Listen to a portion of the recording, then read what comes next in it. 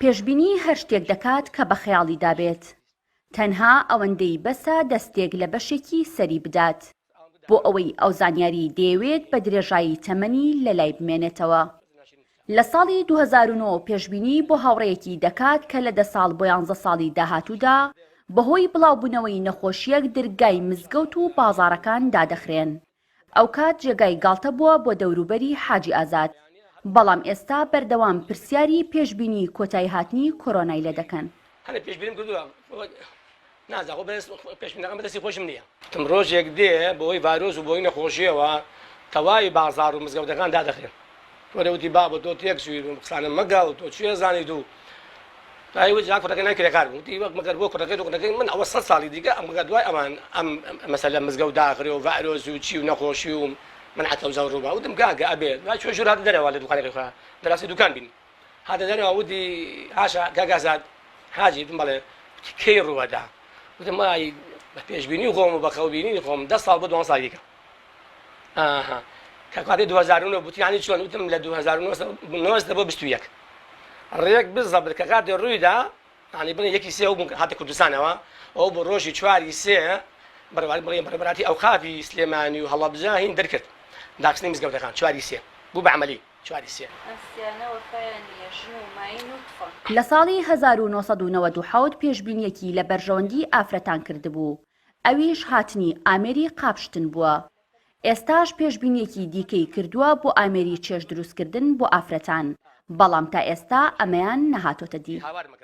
ئەمان و ئاسکرێن موچلورە ماڵمان لە شارە زورە. ئەمڕۆ بەرواری هەفتەی چوار 97 یەکەم ڕۆژی جەژنی قوربان بوو ماڵمان لە شەیدان بوو لەسەرەوە کرێکی و بەرنە کرێکی و لەگەڵ برایەکمان وتم مەمەسی وتی قەساڵی قاپشتنە هینە قەساڵی جەژنە وتم ئای لەو ڕۆژەی قەساڵی قاپشتنیش نییە وتیاقر چۆن گورە با بەشتی وار نییە قاپ بەشگەنە شوشەکانەشگەنێ وتم دڵنیاوە لە چەند ساڵی داهاتوو بەس نازانم کەی دێ بەس لە چەند ساڵی داهاتوودا غەسالەیەک دێتە بەدەستی بە قاپی پێشۆن ئەوە بوو لە ڕۆژی 12 دەی 2004 پاشی 7 ساڵی دەخیان 6 ساڵ و نیو پێچ و غەسالەکە هات بەس ئێستا نووسێت تەجروبی هەردوای ئەوە بەس تا ئێستا ئەو تەجروبێ مع الأسف خۆزگاتە دی ئەوم نووسیوە ینی ئەوەش نووسیە هەر لە 12 دەکە هات ئەو ڕۆژەکە 12 دەهات غەسالی قاپشتن ئەنجە پێشبینی چییە وتم پێشبینیم ئەوەیە شانسی ژنان ینی ژن تەواو تەمەڵە بێ تەباخێک دێتە کوردستانەوە خۆی چێژ لێ بنێ تا ئێستا نەهاتوە ئینشاڵڵا هەدێ حەز دەکەم خەڵی خۆش بێنین نابێن جاری وایە.